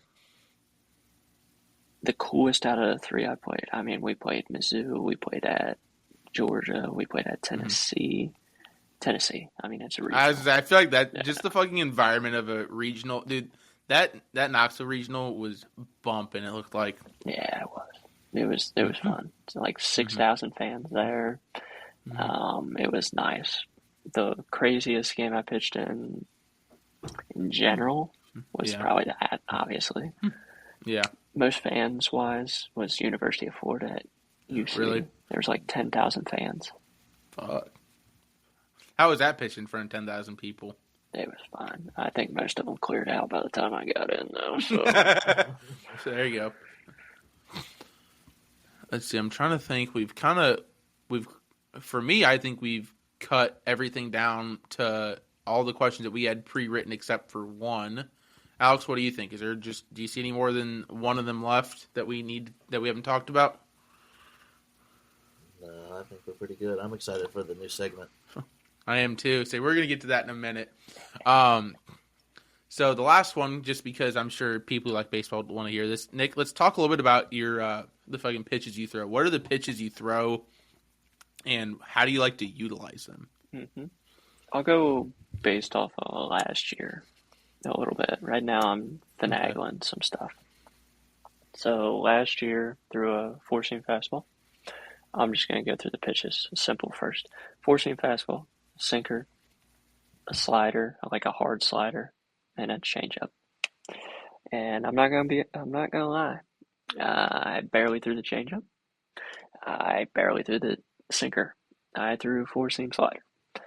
How that played out was I learned that I could throw a four-seam fastball up in the zone and on the hands a lot better that year. So that's how I utilized it. I used it as kind of like my 1-2-0-2 pitch whenever I was ahead. I try to dominate down low in the zone. To start, sidearm pitcher, gotta stay low in the zone to start. Just have to get ahead and try to stay ahead as best you can. So fastball, low, slider outside a lot of times. Now I developed a new pitch for that, harder slider, kind of like I called it a cutter. had to think cutter when throwing it. So trying to think fastball all the way through and then go. And that helped develop me to where I could throw it at 81, 82. Fastball was sitting like 88 to 91-ish on a good day, typically. Mm-hmm. Sinker was probably 87, 88. Changeup, 82. I think I threw like 5 changeups all year long. Oh, really? Main point of the changeup, just to show pitch.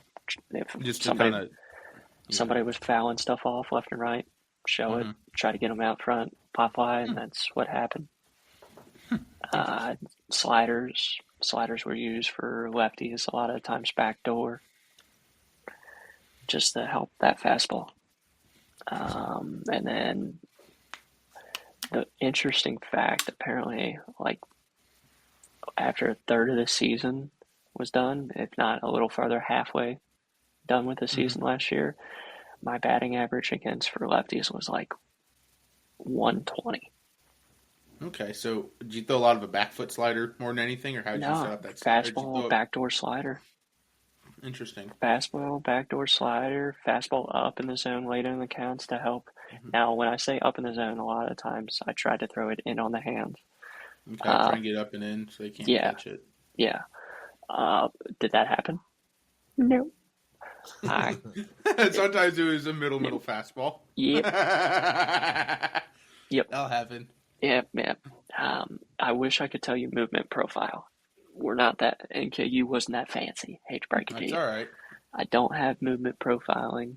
That's okay. I actually have it from UC. Interesting. Let's see. I'll pull it up. I'm sure my buddy Evan would know a lot more about this because I'm sure he uses movement profiling with his scouting stuff for the Brewers. But And this is via TrackMan. okay. So I'll just pull up one outing. I don't know when this was. I don't know if this was in a game or this was in a game. 3-4. Okay. So fastball axis was 249. IVB was 8.2 and horizontal break was 18.6. Interesting. What was the date on that game? You said 3-4? Yeah, 3-4. Of what, 23? Yeah. All right, I'm going to pull up what that game was real quick. See who you pitched against. And then slider profile, vertical break was 3.7. Horizontal break was negative 11.6. This was University of North Alabama. Oh, I remember this game now. Yeah. Sinker, vertical break was 3.8. Not great for a sinker. Horizontal break was 19.1. Changeup, vertical break 3.9. Horizontal 11.7. Not great. Before a changeup. But so, yeah. that was what, 3 years ago now. Those have changed dramatically, probably. So, awesome interview. We got a new segment, and then we got a couple other questions at the end for you. But first, I think we are going to jump into our brand new segment, everyone, that we're so excited about. So this, everybody, is the ear shitting me topic of the week.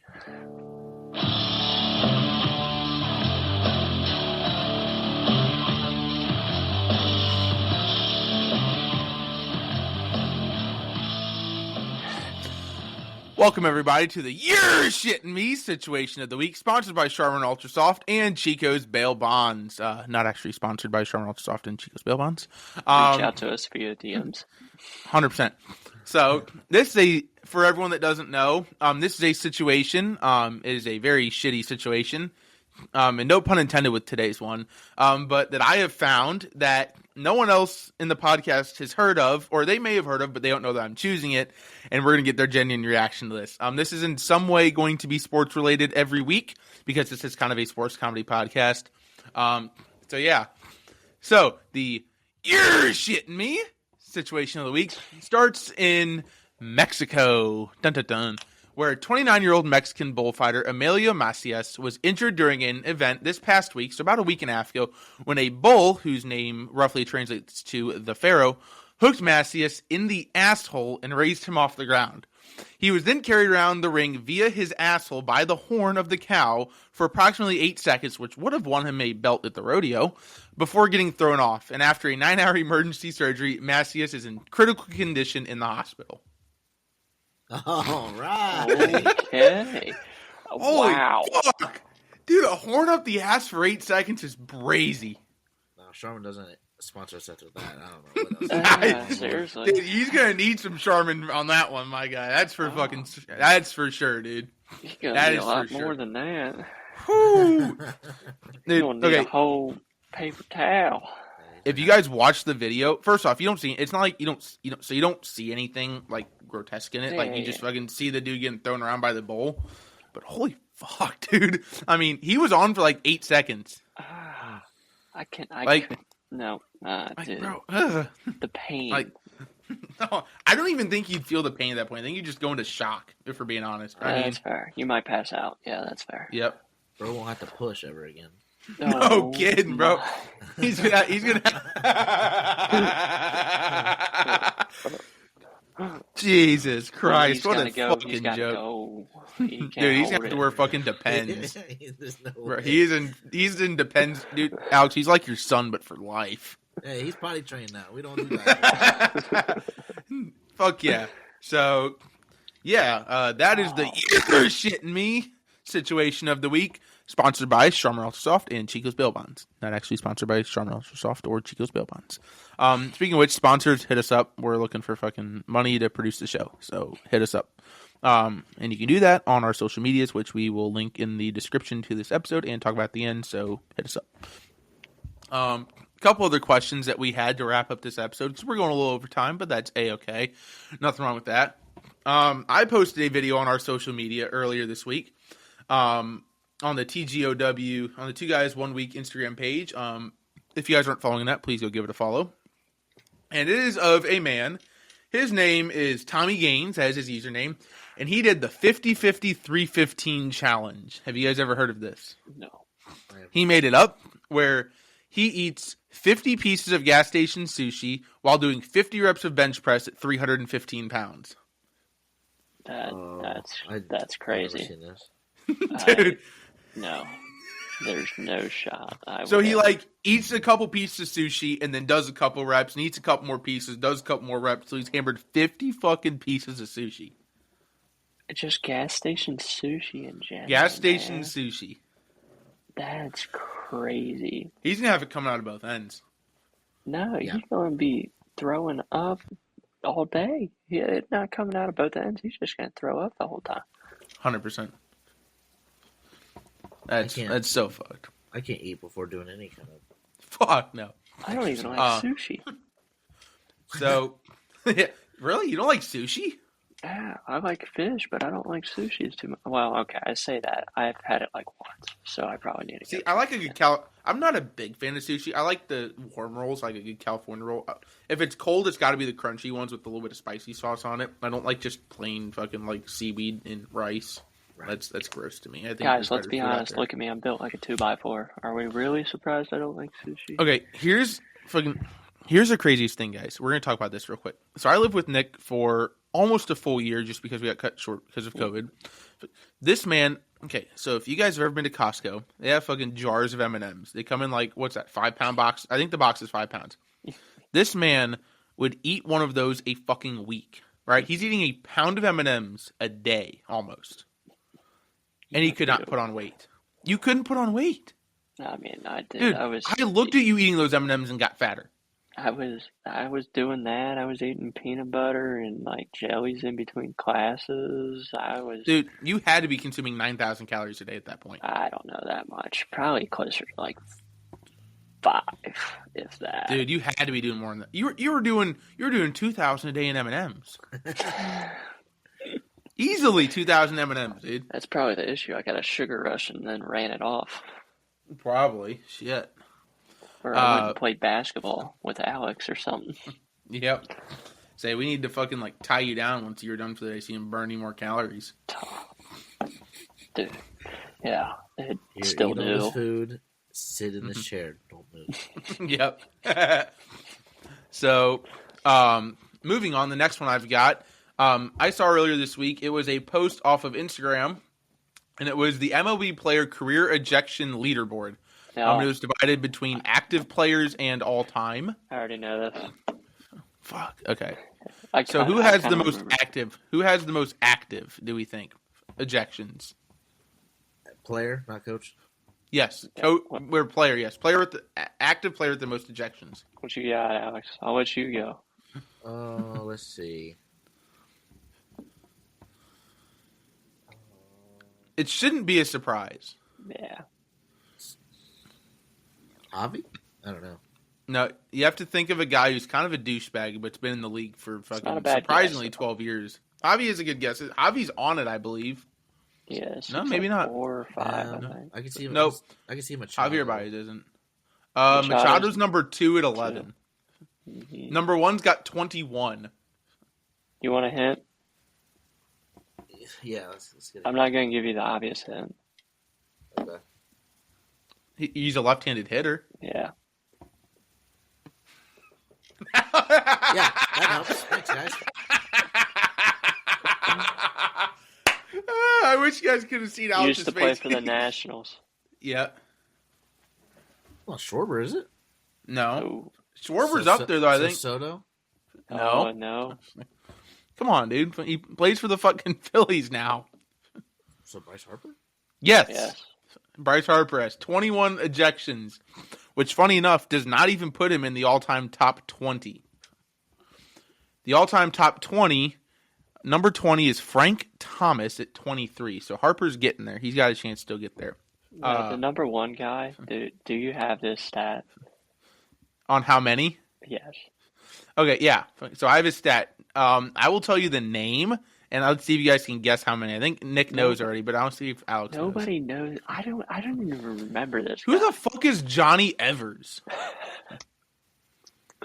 Don't even Alex, how remember. many ejections career does this guy have? So Frank Thomas is at 20 with 23. I'm Yeah. going to say... Here, I'll give you a hint. Number 2, actually, yeah, No, number don't. 2. No. Let him guess. Okay. I'm going to say 53. Oh, you're actually getting closer than I expected. You're off by 10. Oh, my. 63. 63 ejections. Oh, my. How many does number 2 have? That's so many, dude. I couldn't imagine that. 47. Imagine all the 46, fines. actually. That's All that wild. fine money, dude. Dude. Oh, Yeah, you want to that's talk what I was about thinking. fines? Nick, let's talk about your fines from the Pioneer League. My fine? Yeah, when you would get fined in the Pioneer League. Nah. Are we not allowed to talk about that? Oh. Just kidding. We're totally kidding. There's no fines in the Pioneer League. There's no No, fine. there's no fines in the Pioneer League. It's more like a practical joke. The number 2 is Heine Zimmerman was the guy's name, though. The only names in here that I really know, Gary Sheffield has 33, tied at 6th. That's a dope name, Eddie Stanky. Damn, that's a fuck name. But dude, I don't know any of these guys. Funny enough, you'd think they'd be more popular for being such jackasses, but guess not. Most of them happened in a different era of Yeah. baseball. Say if you look at the picture for this post, 2 of them are not literally 2 of them are not in black and white, and some of them look like they were taken in the 1800s. Yeah. So we were talking earlier about fucking D3 baseball, and I saw a fucking ridiculous stat from this weekend in Franklin baseball. Did you guys see this one? Scores. Yeah. Scores. That's the scores. So Franklin College played against Hope this weekend, and they were hosted at John P. McDowell Field. And on Saturday, they lost the first game 12-2, but won the second one 26-7. They scored 26 runs on 12 hits. All right. I didn't see that. That's crazy. Franklin College in one game drew 23 walks. Oh, my God. 23 fucking walks. That's a pitching wild. nightmare. Dude, they had to just be throwing anyone and everyone just to that wasn't a pitcher at that point, just to fucking I save pitchers. I guess, but you gotta try to do that. I can't. I want to go I'm look. I'm pretty gonna look at the close. box score and break it down by inning real quick to see if Franklin just got on top really fucking early, and they Oh. and Hope probably just pulled guys. It's pretty much like the Oregon game Yeah, 2 weeks ago. literally 30-1. Yep. So that 26-7 game. Whoops. Shit. Box score. That's the fucking damn. I keep clicking the wrong one. There we go. Figure it out. FYI. I know. So Franklin was up 4-0 after the first, 14-4 after the second. Oh, they only played 7 innings. Oh fuck, are they doing mercy rules again in college baseball? Yes, they are. Why'd they do that? Fucking, that's crazy. That's why. I think they are, unless they're That's doing it. why. Fuck. No, you're right. My bad, bro. My bad. Dude, 26 walks is insane. It's a lot of walks. Dude, some poor kid's ER. And what's funny is that could have just been 2 fucking fourth string position players. And they're just like, hey, go out and throw. Literally. We just need it. We need you to eat some innings till this game's over. Literally. No, That's dude, insane. That'd be freezing. And then the last one I fucking got today. Did you guys see the pitcher from St. Bonaventure this past weekend? Mm-hmm. So the pitcher out of St. Bonaventure has a very interesting windup. It's very much looks like the one out of like the 50s with that fucking super high leg kick. How long till that dude pulls a hamstring? I mean, Bronson Arroyo never pulled a hammy. I was wondering. I couldn't remember who the pitcher was when I was writing this episode. I was Bronson like, who is the Arroyo. pitcher from the Reds that did it? Fucking Cincinnati Bronson Arroyo. Reds. Yep. Also a singer. Spend his So is Adam Wainwright from the Cardinals. He'd spend his off time going to bars in Cincinnati singing. Yep, there's guitar. Sounds fun. All right. Fucking. All right, That's Nick, you about all got I- anything else to plug? What do you got, Nick? No. Just follow me on Instagram. Follow me on Twitter. Drop those handles real quick. Hey, send them to me and I'll write them into the episode description. I got you. I'll do that. Yeah. I think Nick McClanahan 13 on Instagram. Twitter's just Nick McClanahan. Not that I post anything on it in Twitter. His Twitter is just like burner Twitter, so Yeah. expect some great shit. Yeah, you can go see that strikeout video of me in SEC schools. Yep. Last So I will. I'm gonna fucking hop on and repost that on the TGOW Twitter as well. So we'll get some, all 3. Dude, your video actually went kind of viral on Twitter. It had like 120,000 views. That did you well, bro. It had a ton of views. It did help me. Dude, I got like 8 when I reposted. I got like 8 or 9,000 views on mine. I was like, Right. but no one followed me. I'm like, why is no one following me on Twitter? I'm hilarious. Because you're not Nick McClanahan. Nobody No, followed fucking me you're right. either, so don't Really? worry about it because I don't They post all- anything. That's fair. If I would have attached my Instagram, maybe different. Oh, that's right. I did have fucking one more question for you. I had fucking one more question for Nick. What you got? So, Nick, as a current professional baseball player and a former D1 daddy, how are all the cleat chasers? I got a funny story about them. Oh! Boom! Let's hear it. Nah, man. No, I don't get many of them. Let's put it that way.